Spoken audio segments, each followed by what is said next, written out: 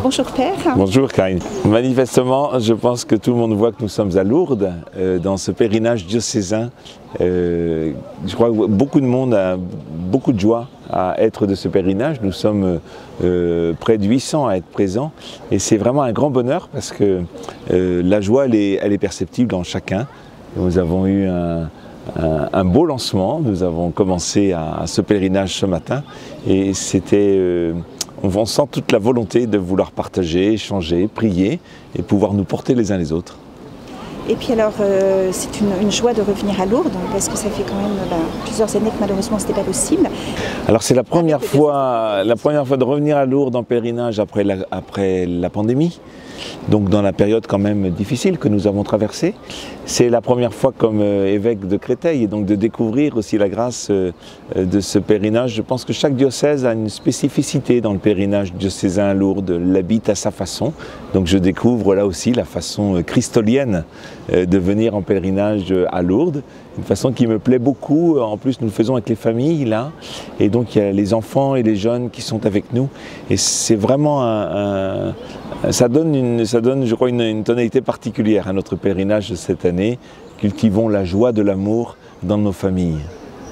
Alors hier, justement, vous évoquiez le temps de lancement et il y a une phrase qui est de l'Évangile. Que veux-tu que je fasse pour moi? Si je ne me trompe pas, vous allez peut-être rectifier.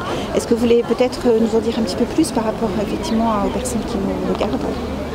Alors, effectivement, nous avons entendu le passage de Jésus à Jéricho avec la foule et qui s'arrête, le regard de Jésus s'arrête sur Bartimée. Et nous nous sommes un peu penchés sur ce passage d'écriture en nous disant qu'ici il y a la foule.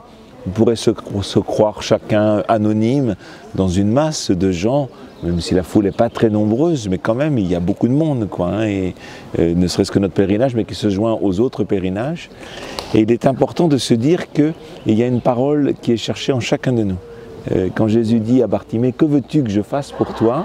il aurait pu deviner par lui-même qu'il était aveugle, qu'il avait besoin de retrouver la vue. Non, il lui fait dire. Et c'est l'encouragement que nous nous sommes donné hier, à pouvoir dire au Seigneur le contenu de notre prière, ce qu'on vient demander ici en venant à Lourdes, peut-être dire aussi une action de grâce. Et nous y venons aussi avec toutes les intentions qui nous ont été confiées. De partout dans le diocèse, je vois que les gens sont très attentifs à ça, à dire on m'a demandé de prier pour telle personne, telle famille. Et il y a vraiment beaucoup d'intentions qui sont portées ici à Lourdes et qui, je crois, concernent beaucoup de personnes qui vont écouter les témoignages qui sont rendus de ce pèlerinage. Alors, est-ce que vous auriez, on entend la joie là, c'est formidable. Est-ce que vous auriez un message pour tous les diocésains, voilà, ceux qui sont présents et ceux qui nous suivent, qui regardent cette vidéo?